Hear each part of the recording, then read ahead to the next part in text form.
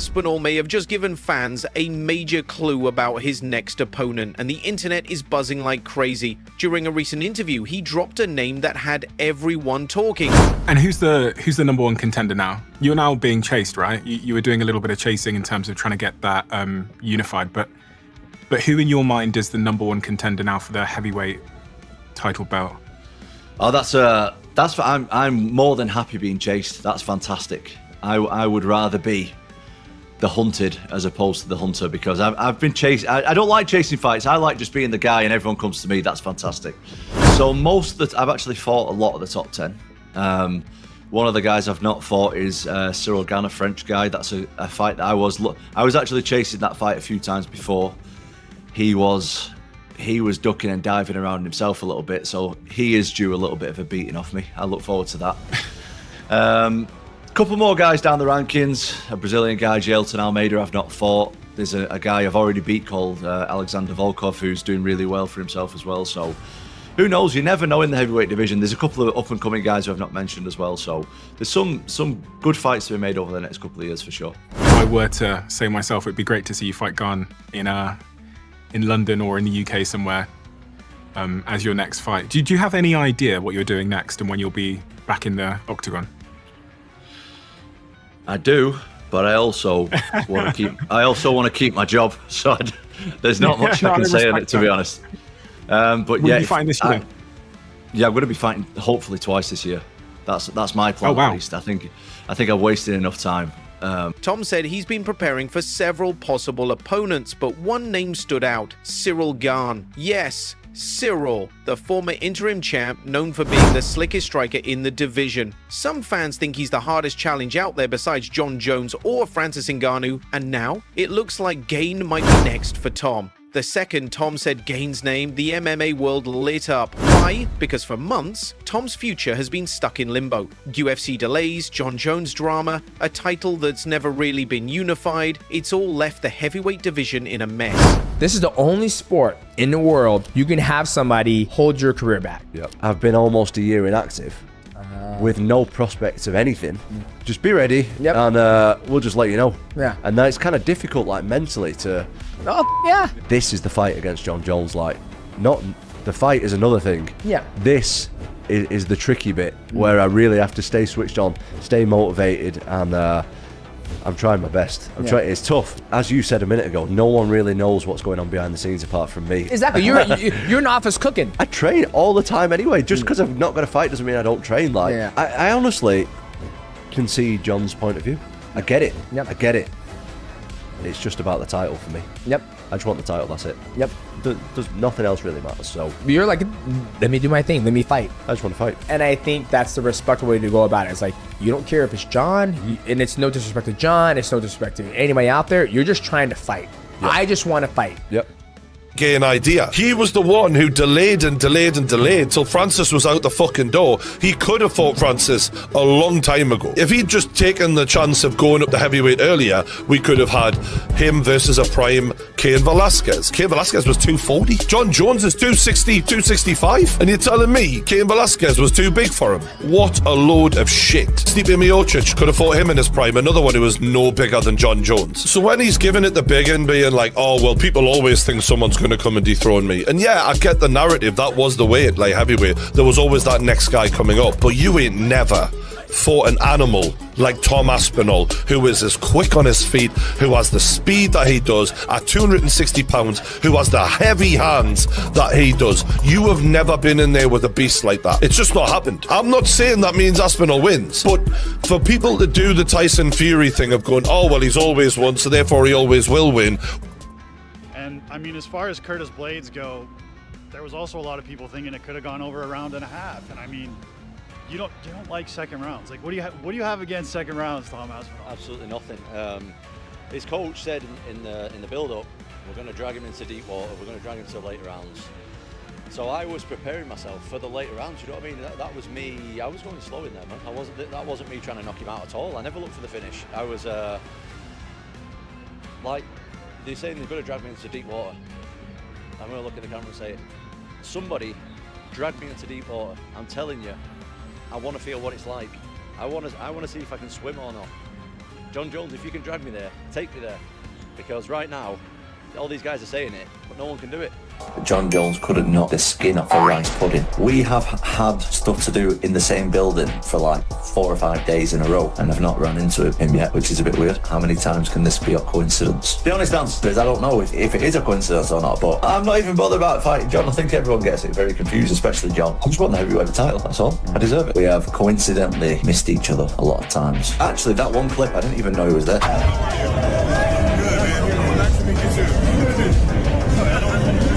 I've not seen Jon, actually. We haven't like directly crossed paths, we've just been in the same room a couple of times.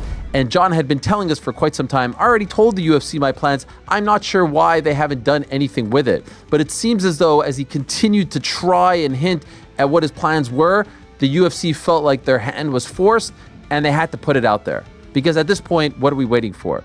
Now, Tom Aspinall is coming to Las Vegas this week. He will be there back end of the week.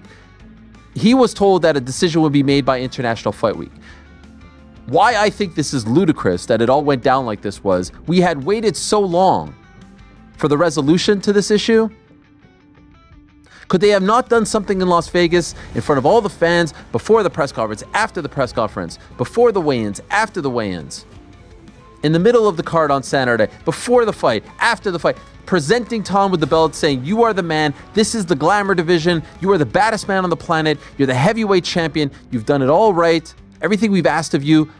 Why not do it like that? He's literally going to be there in a couple of days. Where every media member, every fan is going to be there. You do it like this? In a throwaway, midway through a press conference in Baku, Azerbaijan, in the middle of the night over there, when no one's paying attention, you do it like that? What is that? Defend the belt against the top guy. You can't be the guy. I'm sorry. Yeah. And that pissed a lot of people off. See, Agree or disagree? Yeah, so I agree with you. And here's the thing: like my whole entire career, I've always defended Jon. I've always defended Jon Jones, and I'm gonna say this: like, I truly believe he's one of the best to ever do it. I truly believe that. I've worked out in the same room as him. I've seen his eyes. I see how he moves. But then when I sit there and I've always wanted to do this on my channel, is basically dissect a person's career. Go to the very first time they got into the UFC and just go through the whole entire thing. And when you go through it, it's like Michael Wanzer of Love Him to Death. He is so honest and unbiased. And he was like, dude, like, how are you going to say Jon Jones is one of the greatest of all time when he's fucking failed a drug test? Multiple times. Multiple times. Like, listen to yourself right now. Like, you're lying to yourself. Stop lying to yourself. Like, he's like, you actually look stupid. Like, you and GSP and Habib have never failed a drug test. Yes. Not fucking once. Yes. And you're sticking up for somebody who's clearly failed a drug test, right? Now, if you go, I know Shaquille O'Neal said, oh, he's one of the greatest. Shaq, let me sit you down. Let me run you through the whole entire career of all that stuff, right? And, you know, when you sit there and you peel back the onion and you start looking at that, it's like, you know, yeah, I always... You didn't believe in that. That's not what you were about. Yeah, you I didn't believe it. So how can someone who did that multiple times... It's like approval. It's almost like if you're putting him in the same category as then you, you're it's okay like with it. you're approving Yes. and condoning what he did. And after Jon finally retired, after all the build-up, the waiting, and let's be honest, the ducking, fans thought Tom would finally get a clear path forward. But no, the UFC still hasn't confirmed anything. First they talked about Francis, then maybe Jon again, then there were whispers about Volkov, and now Gane in Paris. It's like Tom's been trapped on a never-ending merry-go-round. The undisputed title, that's really what I was chasing the whole time. I was never really chasing one guy. Jon Jones was always just a bonus because of the stuff, because of the resume that he's got and because of the name that he has and the status that he holds within the sport. Like, he's so well respected. I think that would have been a great scalp for me to have on my resume. But ultimately, I was chasing the belt. I was chasing being the #1 heavyweight fighter in the world, which I am, and I can say that I am now, especially with Jon not around and he's retired and that's behind us. But ultimately, the thing that I wanted really was the belt. The fact that Jon's left the sport. Obviously, it would have been better for me career-wise to have that name. Financially, it would have been great as well. But the thing that I was ultimately chasing was the heavyweight title. And how do you think about Jon's decision? Do you view it as a strategic dodge, or do you view it as a genuine sort of closing of that chapter in his legacy? I think that he's entitled to do whatever he wants, to be honest. I'm not... he's done way more in the sport than I have, so he should do whatever he feels is right. Speaking as just a fighter here, if it was so public, for me personally, I don't know if my ego could take it, having not done it. But that's honestly, that's his prerogative. I don't hold any ill will against him for it, and I'm happy to move on with my career now that it's over, because you got to remember, I've not fought for nearly a year now because of this, and I've been healthy the whole time. I've been in the gym the whole time. I've been doing exactly what I'm supposed to do as a high-level operating athlete at the elite level. So I'm glad that that is behind us now. Do you, in part, I guess, take this as a bit of a compliment that there was such huge public pressure for him to fight you, and actually the route that he chose was to retire instead of fighting you? I mean, that's quite a compliment for someone of Jon Jones' stature. I try not to let my ego take control of me. I could see why people would think that, but to me, it's just like, maybe when I've retired, when I've retired myself, which is not going to happen in the next couple of years at least, I'll think about that kind of stuff. But for right now, it's just like, we've got to focus on another fight. We've got to get me active. We've got to get me back out there and doing what I'm supposed to be doing. I mean, to be honest, I would have rather fought for it, of course. Mm-hmm. I did defend the interim though, which is a weird thing as well. Yeah, to be honest, I always saw myself as a champion anyway. I think the whole Jon Jones thing was a bit weird. I think everybody can see that that was a bit of a strange situation. But luckily now that is in the past and we can move on, which is good.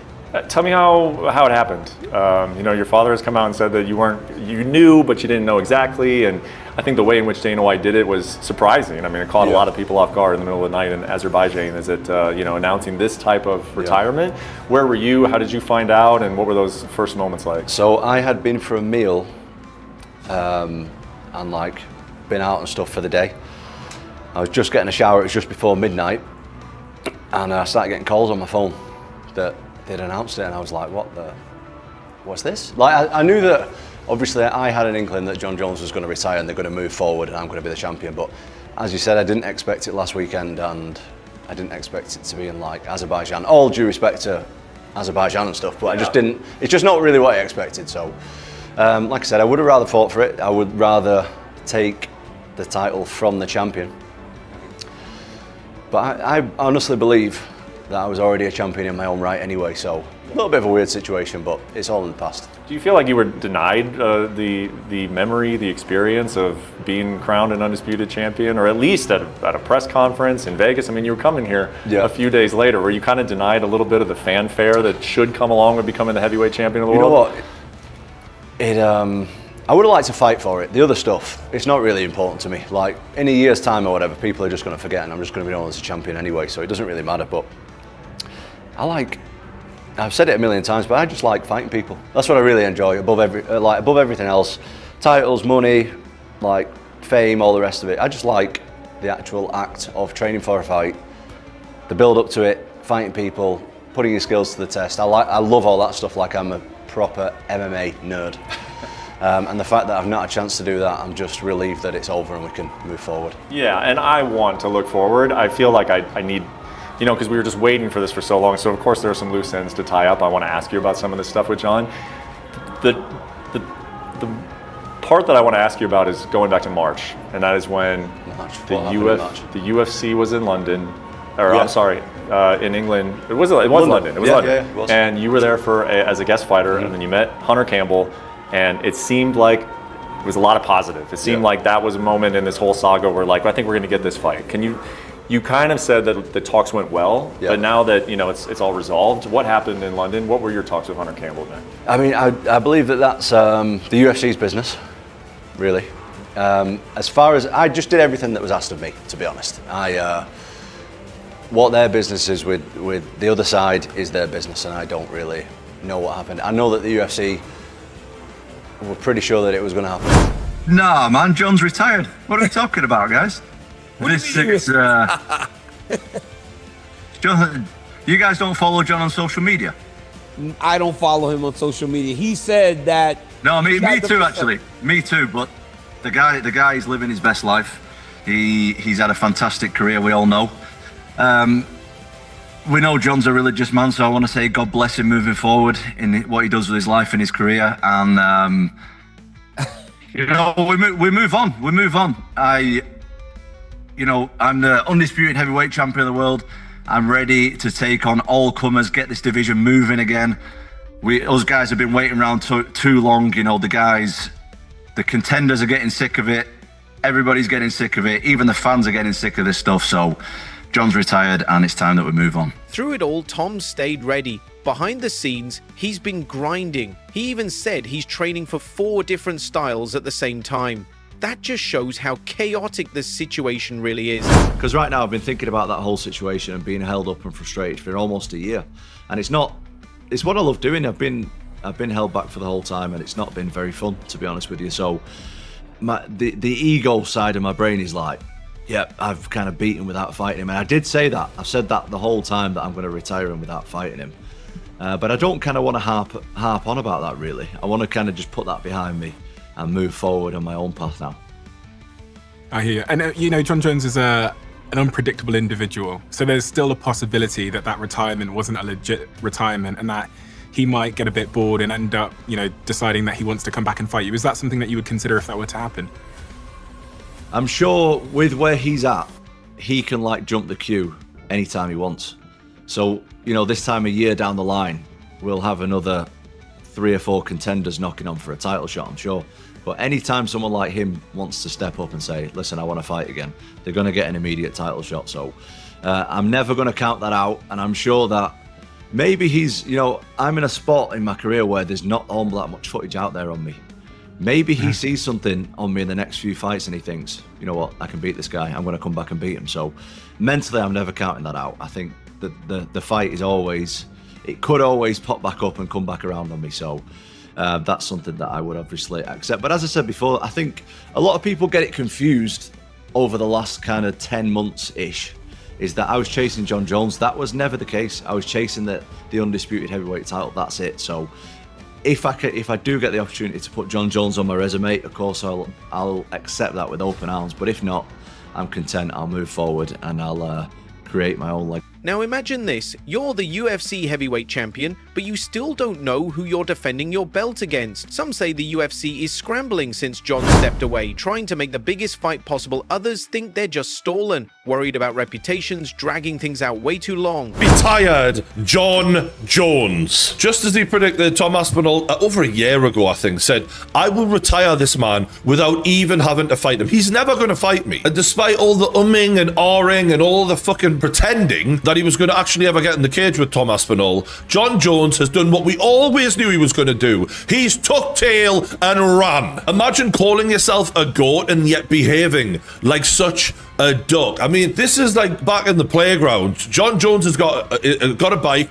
Tom Aspinall's come over and goes, give us your bike now. What you have to do then is fight. You have to defend what your shit is and say, no, you're not going to take this. And do you know what Jon Jones did? You have it. I don't want to fight. You can have it. This is unbelievable. The greatest of all time. What a load of shit. I'm sorry. Never going to call him the GOAT ever again. Because being the greatest of all time is not just about winning. And that's what Jon Jones doesn't understand. It's about how you conduct yourself throughout the whole of your career. Are you willing to fight the biggest challenges, the biggest tests, go in there and test yourself against everyone? And Jon Jones proved, without a shadow of a doubt, his biggest test, stepped up and he bottled it well and truly. Remember this clip from like over a year ago when Jon actually met Tom in person? Respect, man. All the best. Respect. All the best. Do a quick picture. Sure. Yeah? Let's get it. A face off. No, okay. He wouldn't even face off with Tom Aspinall, let alone get in a cage with him. And after all of the fannying around and waiting for Jon Jones to man up and strap his balls on and defend his heavyweight title, because you've never really earned it. You beat a guy who wasn't even the champion. You beat Stipe. Oh my God, what a farce that fight was. That will go down as the most pointless, pathetic fight I can imagine in a world title fight. I honestly can see Jon's point of view. Yep. I get it. Yep. I get it. It's just about the title for me. Yep. I just want the title, that's it. Yep. Does nothing else really matters. So, yeah, I get it completely. Get his point of view. Get what everybody's saying. Completely understand. I just want to prove I'm the best. That's all. But Tom, he's done waiting. He's told fans loud and clear he won't waste his prime sitting around. If it's Gane in Paris, he's ready. If it's someone else, he'll sign today. But the UFC needs to act fast. Plus, Tom Aspinall isn't just holding the belt, he is the heavyweight king. And he's ready to fight.